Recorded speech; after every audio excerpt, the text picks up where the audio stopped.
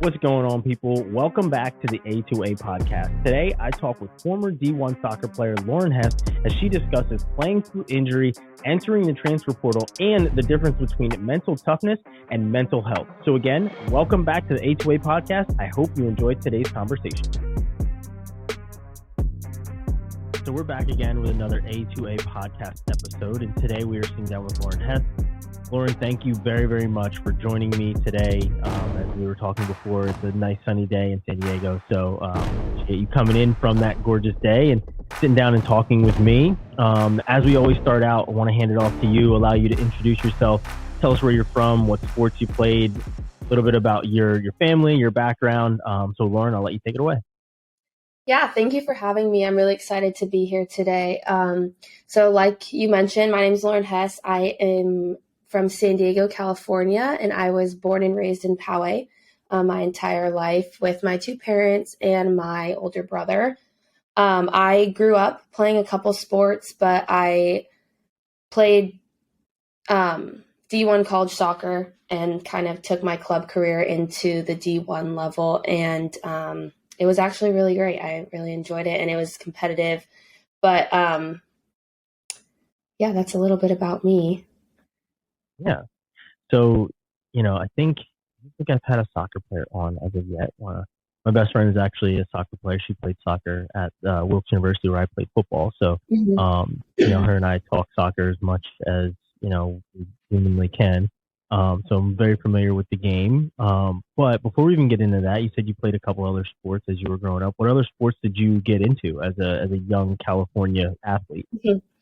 Well, my parents at a really young age actually threw me into like every sport possible. So, tennis, swim, basketball, soccer, softball. And up until high school, I was a tri-sport athlete. And then I played competitive on varsity for soccer and basketball. And since I had a really competitive club team for soccer, I actually chose to stick with soccer throughout high school because for us, basketball and soccer were at the same time, same season in high school. And so I couldn't do both. So I chose soccer because I thought that I was going to have a little bit better schools to be recruited by for that sport. And so I kind of stuck with that. But I played almost every single sport in the book growing up. And my parents are really great in letting me kind of find which one I really enjoyed the most and then putting me into competitive teams for those ones. Mm-hmm. Yeah. So were your parents kind of the type that wanted you to kind of experience all of these sports, figure out what you wanted to do, and they were going to support anything you wanted to do? They basically just wanted you to stay out of trouble and stay active, right? Was that your kind of upbringing? Yeah, I mean, they definitely wanted me to find which sport I liked the best. Like I said, they put me in so many different ones growing up. But my mom used to play soccer and my dad was super athletic growing up as well. So I know that they were a little bit more favored towards basketball and soccer. But it just ended up that I was also as well. I started both at a really, really young age and stuck with those throughout all the way up until high school. So even though I tried everything out, I'm sure they had their bias, but it just happened that I also loved this soccer and basketball just as much as they did. So I'm sure they were happy to see me grow up playing those. Yeah. So sports were a major part of, your parents, your siblings, everything. What was it like growing up in a family that had such an athletic mindset where, sports were such a major part? Obviously there's support from your parents who were both athletes, and you said you had some siblings as well. Kind of dig into, were there some sibling rivalries and competitions as well as the support, or was it kind of a little bit different where you guys all doing the same, different sports all at the same time, so you didn't really get a chance to support each other at your athletic, games and stuff? Yeah, so my brother's 4 years older than me, and he also played soccer. So, on the weekends, we're both having games. You have, one parent take you to a game, the other parent takes my brother. if you get the chance, you can hop over and I'll get to go watch his game and vice versa, if time permits. But it was honestly really great. I think my parents had a really good system, and I had a really, really supportive brother. And so that was really helpful growing up. We would always go to the park after school or after practice and do extra touches on the ball or go shoot around on the basketball court. But it was a really supportive atmosphere. And I think my parents just wanted us to, practice as much as we could and get the best at the sport that we could. But it was a very supportive environment. And it was kind of fun actually having an older brother because, they're a lot taller and stronger than you and they kind of push you around. But I think that only benefited me as a player because I was so little at the time. But I always wanted to, play with my big brother and play with his friends. So I think as I grew up, I became more competitive in that sense. And that was really fun. I enjoyed having a brother growing up. Yeah. But yeah, overall, it was just a really great time growing up. I mean, my mom would take me from every day. It was like, okay, pick you up from school, pack you lunch, take you to soccer practice, and also have dinner packed because we have to go straight to basketball practice. And then by the time I got home, it was like 9 p.m. and I had had 2 practices within 6 hours of just finishing school. So it was super busy, but I honestly wouldn't have had it any other way. Yeah. And was it like that? Did it become that busy once you got a little older, or was it kind of always like that for you growing up? It was always like that. I was always being shuffled from one practice to another, one game to another.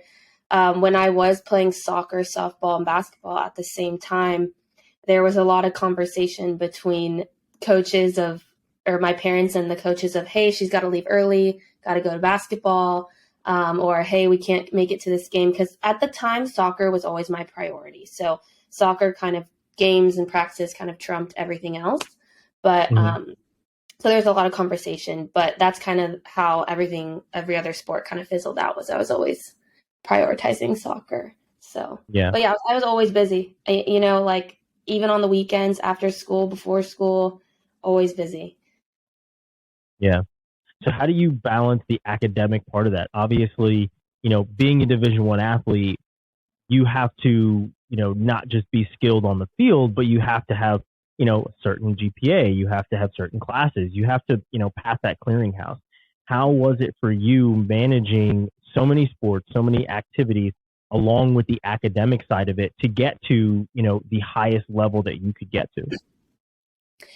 That's a great question. In high school, it was very in high school, you have a lot of work. You want to get a good GPA so that you can get recruited by the top schools, obviously. And so for me, I was in a lot of AP classes.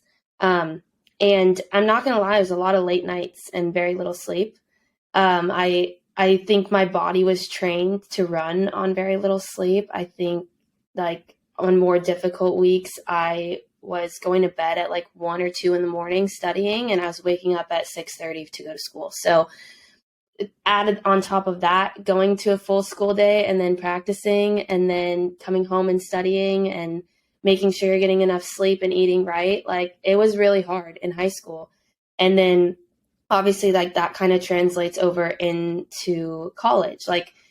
When you're in season, it's you wake up, you go to weights, go to class, go to the library, study, go to practice, go to class, go back to the library and study. So you really don't have a lot of time to relax. But it's really hard to stay on top of everything without being completely exhausted. When you're in season, you're just tired the entire time. As much as sometimes you might say you're not, you're exhausted because you're trying to take a full course load. You're trying to perform at your highest in school and in your sport while also trying to have a social life. So it's really tiring. And I think over time, my body kind of learned how to be that tired and still be productive. But I don't think it was necessarily the healthiest experience. Yeah. Yeah. And, obviously that full slate of work that you did in high school prepared you for college. but how much did it, prepare you for the recruiting process when coaches are starting to call, when you're starting to get more and more attention? And what age, did you start to get that attention? Yeah, for soccer, it was a little bit different because I know they've kind of changed recruiting rules as time has gone on. But when I was being recruited, they couldn't fully reach out to us until we were a certain age. So Hmm. about freshman year was when I started getting coaches started calling my club coach and saying that they were interested and to have me reach out and call them because we had to call the coaches first. Hmm. Um, so that was a really exciting time. When you get your first call and from your coach saying, "Hey, this school's interested in you, like give them a call." That was a really exciting time. And you always have your questions prepared that you want to ask the coach, and maybe like write down little notes while you're on the phone. But adding that onto your plate was also difficult because you're kind of like, okay, now these schools are starting to be interested in me. I need to be sure that I'm keeping my grades up. I need to be sure that I'm in my top shape performance for my sport. And so, yeah, it got a lot busier once I got to high school Hmm. with the recruiting Now, process. how much, I mean, you talked about how your brother supported you with training, and you guys were 4 years apart, and your parents obviously went through, their athletic careers. How much help did they give you going through the recruiting process? Were they helping you kind of weigh the options of these different schools and come up with these questions? Or were they kind of letting you figure out that landscape? Yeah, I mean, they definitely helped. We would, draft emails together, or sit down and make a list of things that I knew that I wanted in a school, um, and a soccer program. So that was extremely helpful. But I don't think there's really, when I was going through the recruiting process, there was no set instructions of how to kind of navigate it. Like you can have all the support from your family and ask all the right questions, but you never know what you're going to get on the other side from the coach Hmm. as well. So there's not a ton that you can prepare for with a conversation other than bring your questions and be prepared to answer questions about yourself. But yeah, I think we prepared the best that I could. And I mean, at the time I was 13, 14 years old when I was getting recruited. So, I mean, I was really young. And I think when you're that age, to some extent, you don't know what you're going to want in a school when you're 19, 20 years old, when you're actually there. So that was also a difficult thing. You can put together a list and say, I'm 13 right now, this is what I want, but you change a lot in 5, 6 years. And so that might not always be the same. So I think that's an important thing to note as well. Kind of got to think ahead when you're in the recruiting process. Hmm. So as you're going through that process, and you say it starts, your freshman year, 13, 14 years old, they start calling your club coach and telling your club coach, hey, have her reach out. Um, as you're going through this process throughout the years, when was it that you made your decision of what school you wanted to go to? And how did you make that decision? So I had gone on a ton of unofficial visits to probably like 10 to 12 schools across the country. And after that, I narrowed it down to about five. And there was a lot of talk, with family and coaches about like financials and at like the education and like, okay, what do you want to major in? Does that school have that major? There's a lot of questions you have to ask to kind of tick those boxes off your list. And so I narrowed it down to five. And I think it was going into my junior year, might have been sophomore year of high school.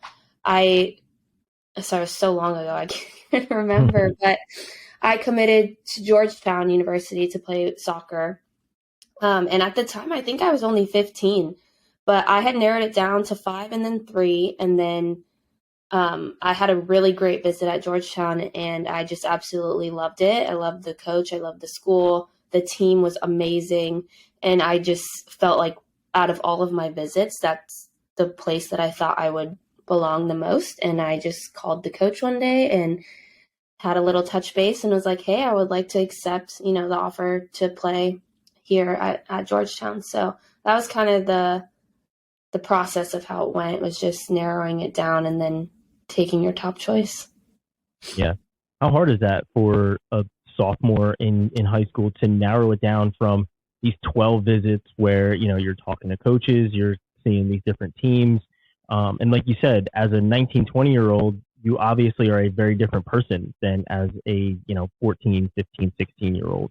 So, how do you narrow it down to those final schools, knowing, that it very well may change by the time you get to be a senior in high school and you're ready to head off to Georgetown?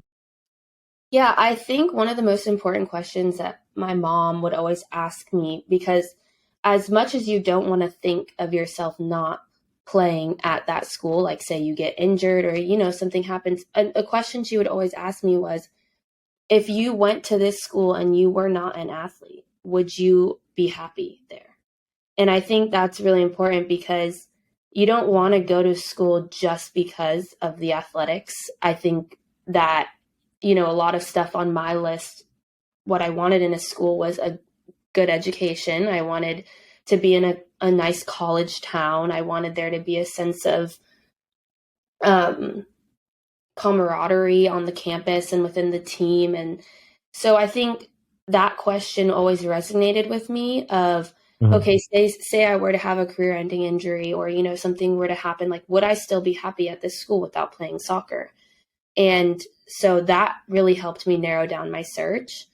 And for me, that's what Georgetown was. And at the time, like in high school, like I was very, very academically driven, and Georgetown is a very prestigious university. So for me, I knew that if something were to happen, that I would be completely happy to be at that school as just a student. And I think those are kind of the important questions that you don't really think about, but you should be asking yourself. So yeah. Mm-hmm. So, staying in that academic lane, did you know what you wanted to major in, and did you declare a major as a freshman? I know some schools don't allow you to declare a major. They want you to take a lot of gen eds and kind of get, your feet wet in college a little bit with education.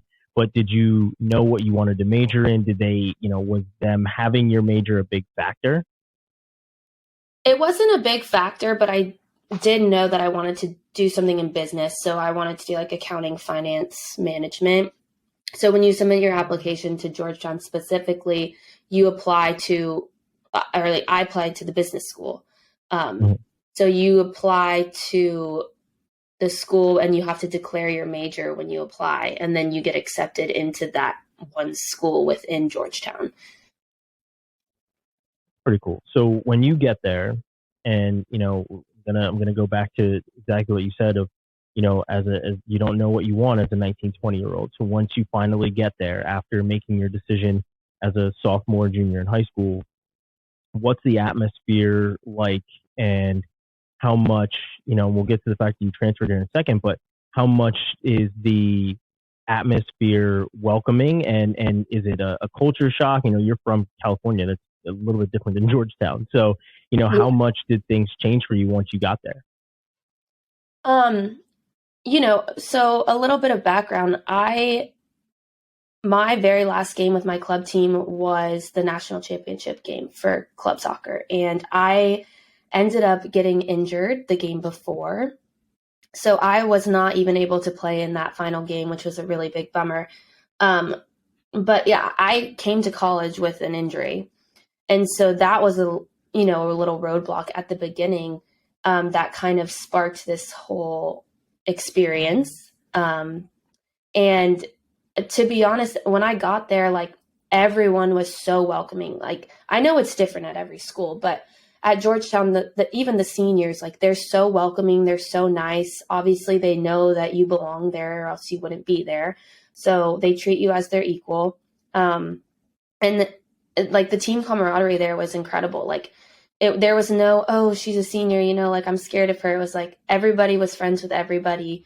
And I think that was a really, really important factor there. And that's like also another reason why I committed there, was because I noticed that on my unofficial visit. But the college game is a lot more fast paced. So Hmm. kind of adjusting to that, it's a little hard at first, like the first couple practices, but then you really catch on. And the competitive environment, like you go to practice every single day, and if you don't give 110%, then like you're not going to have a great practice kind of thing. So it's like you have to go with the mindset every single time that you leave everything on that field, whether it's practice or game. And it's honestly so much fun. Like when you go to practice and everyone is just chirping at each other and like, like getting stuck into tackles and like really playing their hearts out at practice, like it's such a competitive and fun environment. And like those are the kinds of things that like I miss now that I don't play. Hmm. So you said you went in with an injury. Did you have to miss any time when you got to Georgetown, or was there enough time for you to rehab before you got there as a freshman? So I got injured 2 weeks before we had to report for preseason camp. So that didn't give me much time. And I, was told to come in healthy with my quad. So I hurt my quad. I tore a couple fibers in there. So I couldn't even kick a soccer ball for a couple weeks. But so I got there and I was told, come in healthy. We'll get you fit. So I came in healthy. I was cleared, to run and play. And come first fitness test, I hadn't really been running for like a week prior because I couldn't. Hmm. And I didn't pass the first fitness test. And so then I was pulled into like so we have preseason camp, and then people who don't pass the fitness test, you have to go early for, they call it breakfast club, and you have to do extra fitness. And so after I think like 4 days of preseason camp, I hurt my quad again because it was overworked. And even though I was doing a bunch of rehab and recovery, still, like, it was easy for me to kind of re-tear those fibers because they weren't fully healed, and I was doing extra every day. So basically like 3 sessions a day. Hmm. So I had to miss like a couple practices here and there. And, that's not great for keeping up your fitness. But yeah, so it's kind of that whole injury experience that sparked the the negative experience that I had there. Yeah, and that's tough to overcome. I mean, whether there's a negative experience that follows an injury or a positive one, it's still very hard to overcome an injury and not be up to speed with the rest of your team. So as you said, that kind of sparked the negative experience, and then you know what kind of happened next, right? And with your injury, were you able to heal? Were you able to get back on the field? But obviously the experience wasn't what you wanted, or else you would not have transferred. But were you able to recover and rejoin the team? Yeah, so I mean, it was kind of just back and forth, like practice, extra fitness, rehab for my leg. And, I'd show up to practice every day with this massive wrap on my quad. um, so, I mean, it was really difficult because I would want to do the extra work to get there and pass the test. Well, there's 3 tests, pass the fitness tests, but also I wanted to be conscientious of my quad. And Mm-hmm. I think it was like 3 or 4 times actually during the first couple weeks I was there. I was sitting out of practice at least once a week, once or twice a week, because I couldn't do anything with my legs. So that was a really big setback for me. Was, I you come in with an injury, and then you have to do extra work to get fit and pass those tests, but then all of that extra work on top of practice, it's like a recurring injury. So it it's a lot of it. I mean, it was really difficult, like I wanted to pass, I wanted to play, I wanted to get on the field, but at the same time I couldn't because I was dealing with a very large injury to a very large part of my body that you need during soccer. So um it was very difficult, and it only took me a couple weeks to get my quad healed. And to pass all those fitness tests. But I think by that time, the conversation had come around about, taking a redshirt year, which was, there was a lot of discussion that went around with that, and we eventually came to an agreement. But it was difficult. Yeah. And I mean, I'm sure it's difficult, coming in with an injury and re-aggravating it and then having to talk about red shirts, especially when, you are the competitor that you are. You want to be out on the field. Um, so as you take that red shirt, what goes on during that year where you're not, obviously not playing, and you kind of have to watch every game, and you're basically just practicing, right? What goes on during that year, and how do you finally come to the conclusion that Georgetown isn't the place for you? Yeah, so I think coming from my club team and atmosphere, my role that I played on my club team, and then coming into college and kind of, taking a redshirt year, like that was a full 180 for me. Um, so that was one thing that was really challenging. But there, like deciding to redshirt, you go to practice. You don't necessarily get as much, attention as like the starters say, obviously, because you're not going to be in a game. So they are focusing on winning and like the upcoming games for the week. But it was really hard because every single game I went to, I was like, oh, I want to be on that field, like it's so hard to watch and not want to be out there. But, I like as time went on, I kind of just was still working really hard, and I was battling mentally, really down in the dumps kind of. And like my family was on the West Coast, like across the country. I had really really close friends to me that were all in school across the country, and so that was another thing too. Like you don't really have a lot of your close knit people that you've had your whole life there to support you, like a phone call away, yeah, but it's so much easier when they're in person. But I Mhm. think that mental battle that I was having with myself was the biggest reason and why I decided to transfer. And there was like I had a ton of conversations, with my family, with my one of my friends, like went back and forth, like, well, should I stay another year and try to, get over this? And everyone always says, your first year of college is really hard. Everyone experiences that. But I think for me, it was a different situation. Like just from, I think day one that I got there, my mental health kind of started to go into a downward spiral.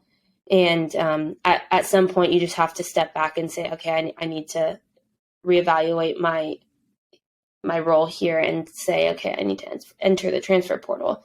Um, so that's kind of how it came about. But there's a lot of back and forth there, like I did really love the school and the team, and I chose that school for a reason. And it was very, very difficult, and still today, very difficult for me to like accept the fact that I left such a prestigious university. Mhm. Yeah. So, you started to talk about the mental health side of it, and that's one thing that I talk about with basically every athlete that I interview is the mental health side of things.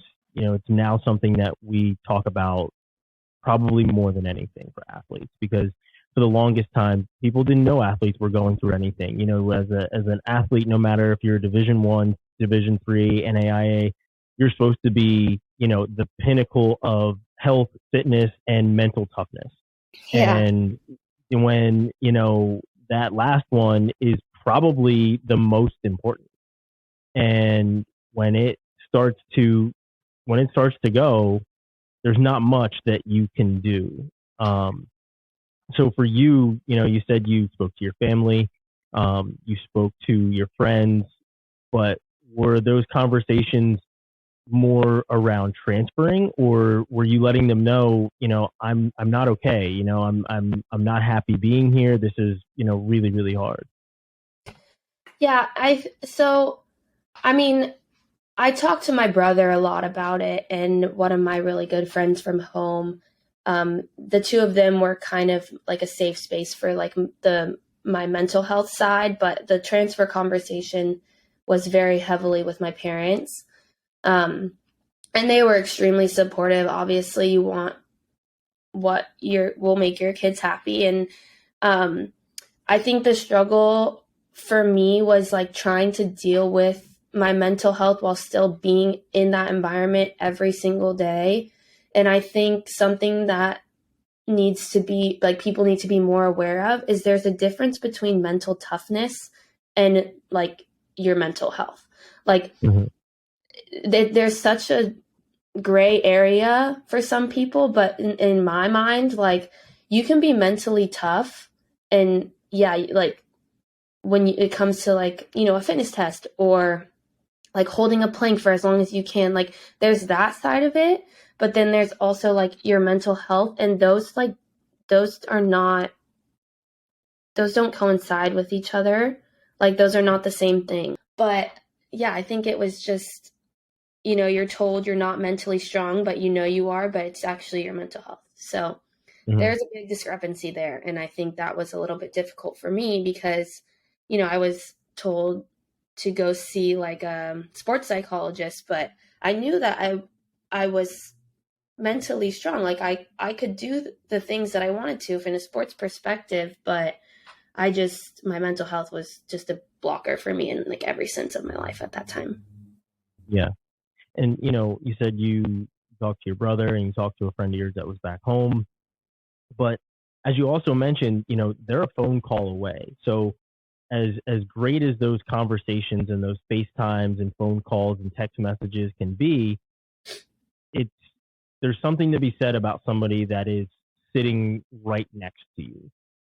Was there anyone, and I know, there's a lot of there's more mental health support on campuses now, and I graduated in 2009, so there weren't very much of that when I was in college. You were in college a lot more recently than me. Was there anything on campus that you were able to, outside of the sports psychologist, that you were able to kind of seek out for any sort of help? My first year, no.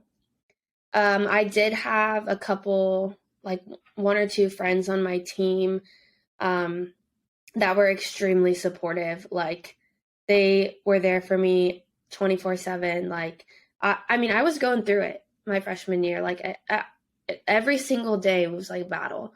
And so to have them be extremely supportive, always there to listen, like, hey, having a bad day, can we go get lunch? Can we go get a coffee? Like that was really great to have them there. And it's difficult when you're battling mentally, like your relationships suffer.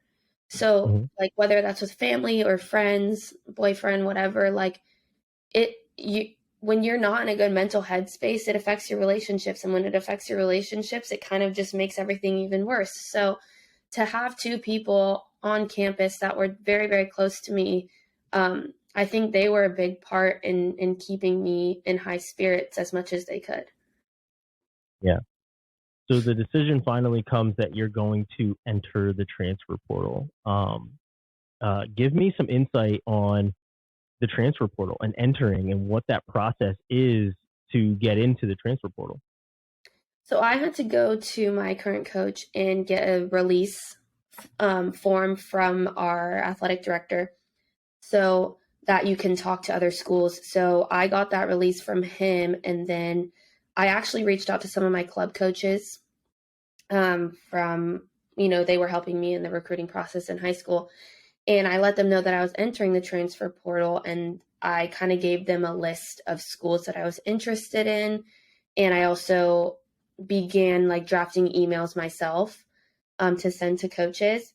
But I think it's always good to kind of have somebody other than yourself help you through that process Mhm. because I mean transferring is hard, like coaches have already had that class come in. They, most of the time they've recruited every kind of position, player, person that they want.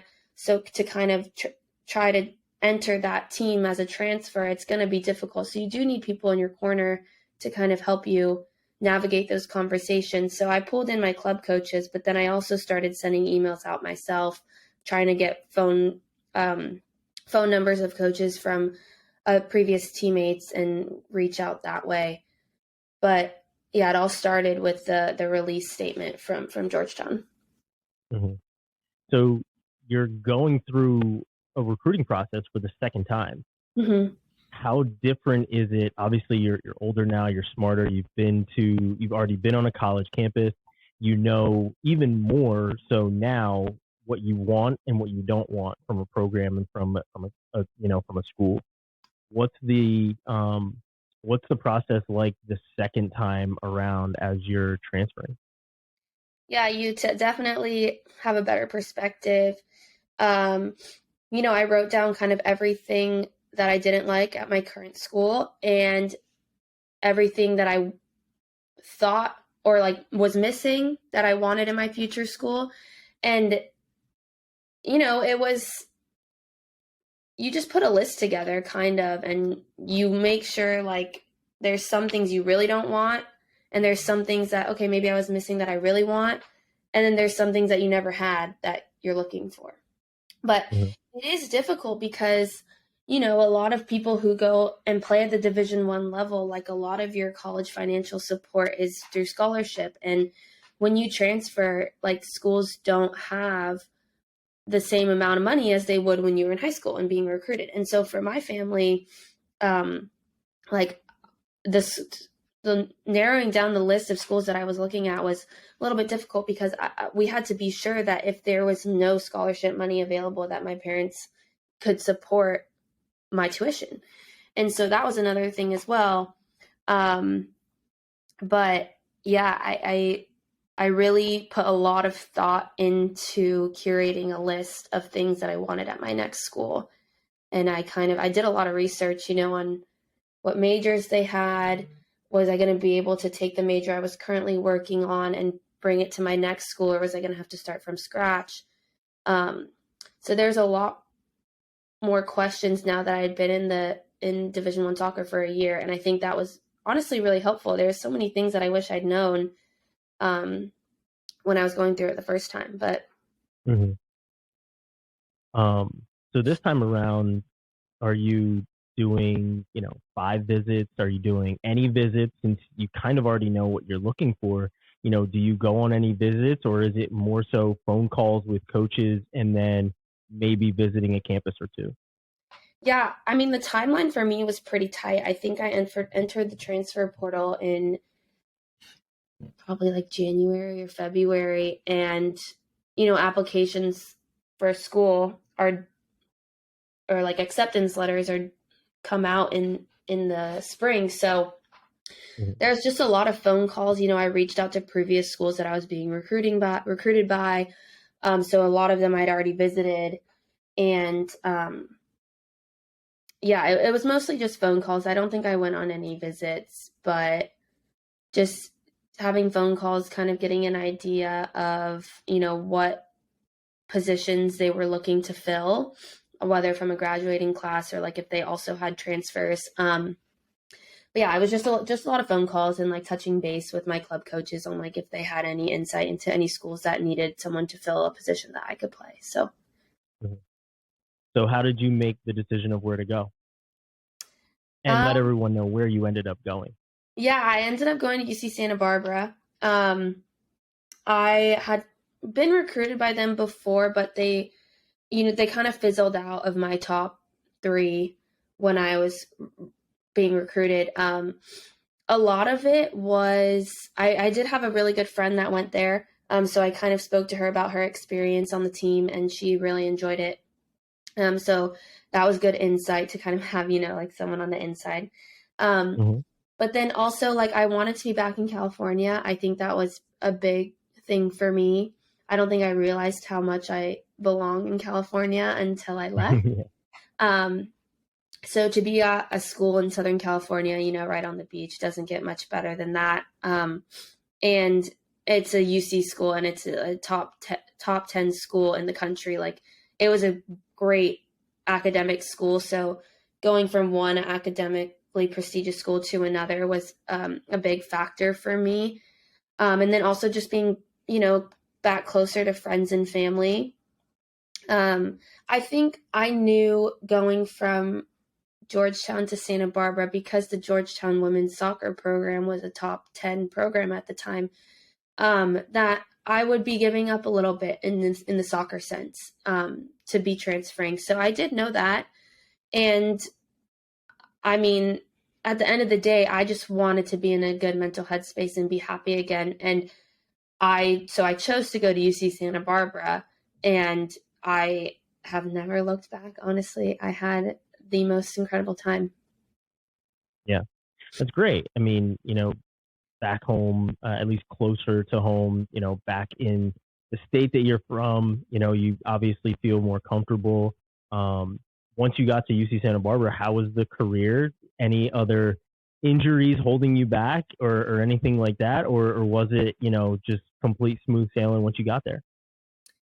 I wouldn't say it was completely smooth sailing, but my first year that I got there, I was still in like tip top shape. I was, I got the coaching staff at Georgetown was phenomenal. Like, they know soccer so well. Like, I became a better soccer player when I was there. And so I was able to bring a lot of that skill into Santa Barbara. In my first year there, I kind of had to fight for a starting spot. But after I think a couple weeks at practice, I earned that spot. It was my sophomore year, yeah. We made it to the Big West tournament and lost in the finals, which was a bummer. But we had a really strong team that year. And honestly, like, to finally get on the field and play and at the college level was really exciting for me.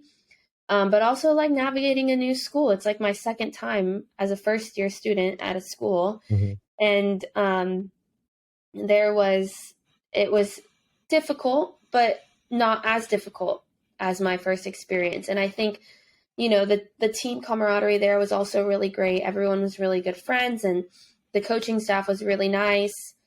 But yeah, it wasn't necessarily smooth sailing. I mean, when you come in as a transfer, also, like, people kind of look at you like, okay, where'd you come from? Like, why'd you transfer?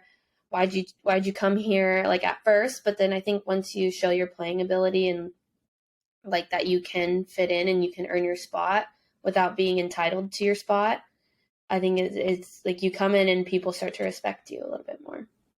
Yeah. So, you go throughout your career, and you end up finishing and everything else. Where are you at now? What was is what you're doing now what you thought you would be doing? And, kind of dig into what your thoughts of after I'm done playing, what were those thoughts like? And are you in the position where you thought you would be? I always wanted to be a professional soccer player.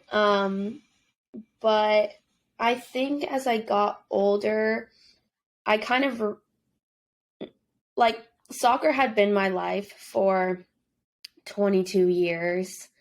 And I think when I graduated and kind of came to closure with the fact that my career was over, it really allowed me to find passion in other things and kind of do the things that I never got to do growing up. You sacrifice so much as a collegiate athlete and like growing up at such a competitive level that you kind of forget that there's so many other things to do out there.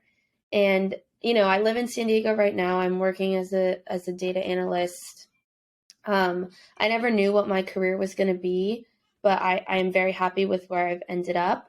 And I've really been able to kind of find my other passions that wasn't able to find before. You're so head down and it's soccer, soccer, soccer. And don't get me wrong, I absolutely loved it. I had the best 22 years and I still play like indoor here. Like, any chance I get, I'm trying to play soccer. Mm-hmm. But yeah, it's really allowed me to just find other things that make me happy and things that fulfill me, because soccer fulfilled my life. Like, it filled my cup up every single day for 22 years. And so to find something else for a day-to-day basis to kind of do that, it was kind of hard at first. I kind of went through an identity crisis. I was like, everyone always knew me as, oh yeah, she plays soccer, like that's how everybody knew me. So to kind of recreate an identity without soccer at the beginning was really tough because, you need to find yourself again without your sport.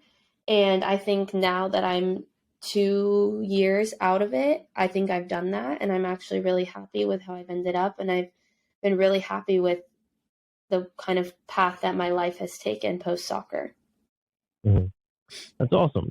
Well, we're at our end. It's time to get to our 5 question segment. And first question for you is: who's a soccer player, pro soccer player, college soccer player that you looked up to as a kid? Oh my God, Carly Lloyd. I always loved Carly Lloyd. I think she was an amazing soccer player. She was an amazing leader.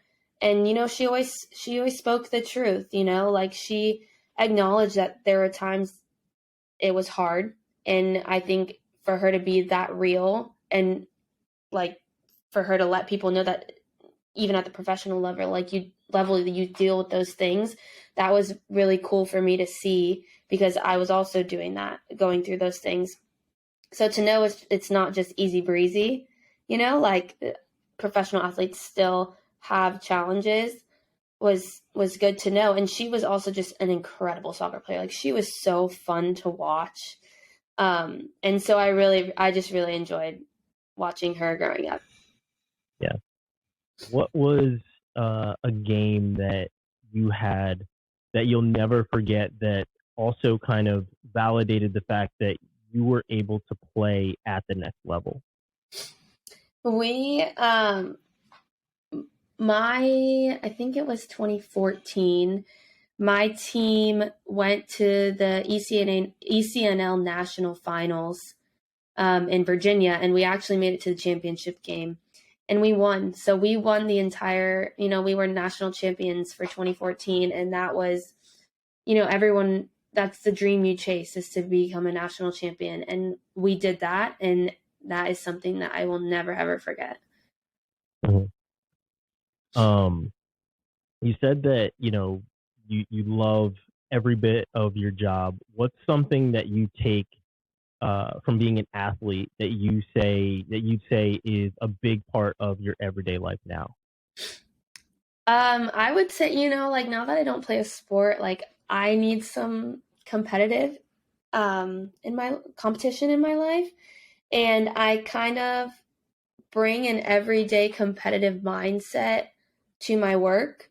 Not with other people, but with myself, like, okay, like how many things can you learn today? How many things can you challenge yourself with today?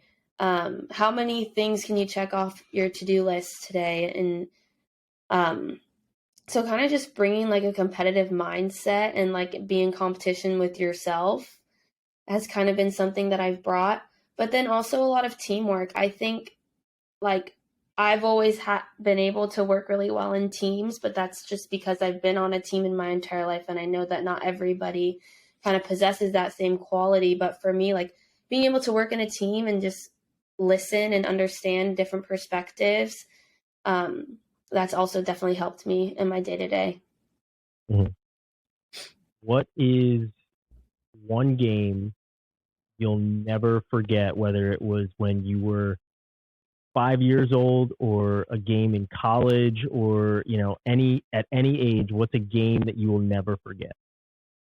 Yeah, I know I mentioned the national finals before, but in college we went up to Cal Berkeley, and we were down. This is when I was at UC Santa Barbara, and we were down 2-0 at halftime, and we came back and won the game in overtime, double overtime, 3-2 at Berkeley, and I think that really kickstarted the great season that we had, and that was honest. That was such a fun game. Like we were in such high spirits after, and everybody's family was there. And when you beat, I mean, at the time they're like a top 20 program. So when we did that, we got ourselves into the top 25 in the country, and so that was really exciting for us. Where it was just the adrenaline that you get from winning a game over a team like that in overtime is something I'll never forget. Yeah. Mm-hmm. So last question, a question that I always ask everyone is, what's a piece of advice or something you've learned or something a coach once told you that sticks with you that you think that the next generation should know? Yeah, it's a great question. I think as I kind of fizzled out of my soccer career, like one thing that has always resonated with me that somebody told me once is like, you are in charge of your own happiness. Like, you are the only person that can make yourself happy. And so you need to, make decisions that will do just that. Like, so it's okay to be selfish sometimes because you're making decisions that are going to make you happy.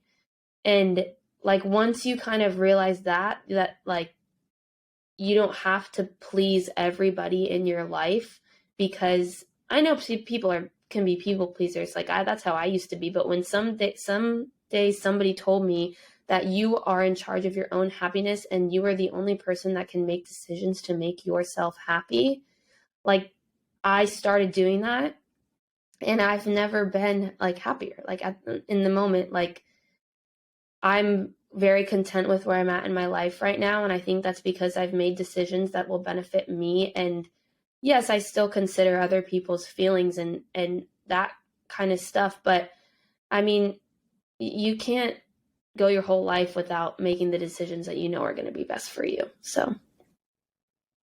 Well, that's awesome, Lauren. This has been absolutely amazing. I'm glad that you shared the different parts about mental health, as well as, the overcoming an injury, the transfer portal. Um, you know, every bit of your story has been really, really great.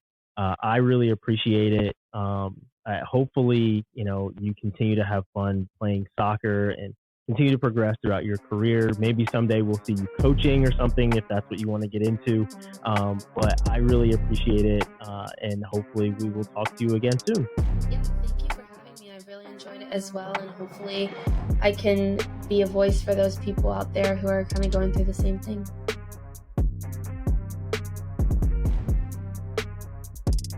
Thank you for listening to the Athletes to Athletes podcast. To make sure you don't miss when a new episode comes your way, head to the Athletes to Athletes YouTube page to like and subscribe, or to Spotify, Apple Music, or wherever you get your podcast. Again, we appreciate you listening, and we'll see you again next time.